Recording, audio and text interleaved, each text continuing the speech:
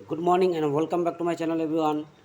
आज के तुम्हारे साथे काकरोल भाजार एक रेसिपि शेयर करते चलेছি। तो आगे কাঁকরোলগুলোকে আমি কেটে নিচ্ছি। এইভাবে আমি কেটে নেব,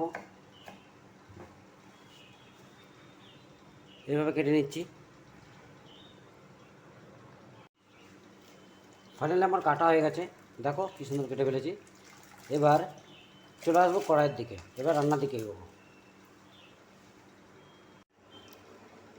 তো চলে এসেছি আমরা কড়াইয়ের দিকে। কড়াই আমি আগেই চাপিয়ে দিয়েছিলাম, তেল দিয়ে রেখেছিলাম, তেল হয়ে এসছে।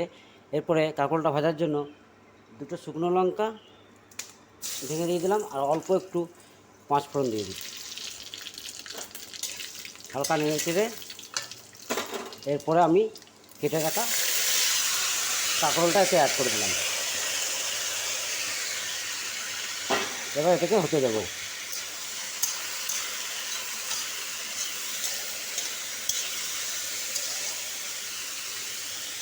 এবার এটাকে ঢেকে দেবো 5 মিনিটের জন্য।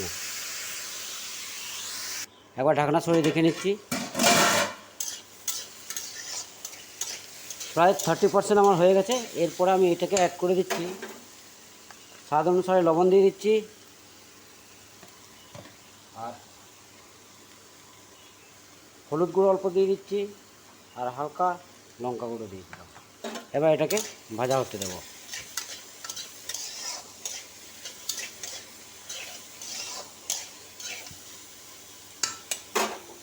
ঢাকনা সরিয়ে একবার দেখে নিচ্ছি,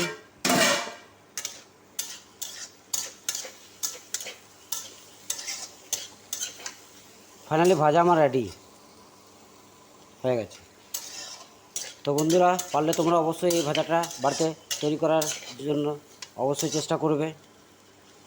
আর ভালো লাগলে অবশ্যই আমার ভিডিওটাকে লাইক এবং চ্যানেলটাকে সাবস্ক্রাইব করে দেবে। দেখো বন্ধুরা, ফাইনালি আমি এটাকে নামিয়ে নিয়েছি। দেখো আমার ভাজা পুরো রেডি, এটা এবার সার্ভ করা যাবে। তাহলে তোমরা অবশ্যই বাড়িতে ট্রাই করবে এবং ভালো লাগলে চ্যানেলটাকে লাইক, কমেন্ট এবং সাবস্ক্রাইব করে দেবে।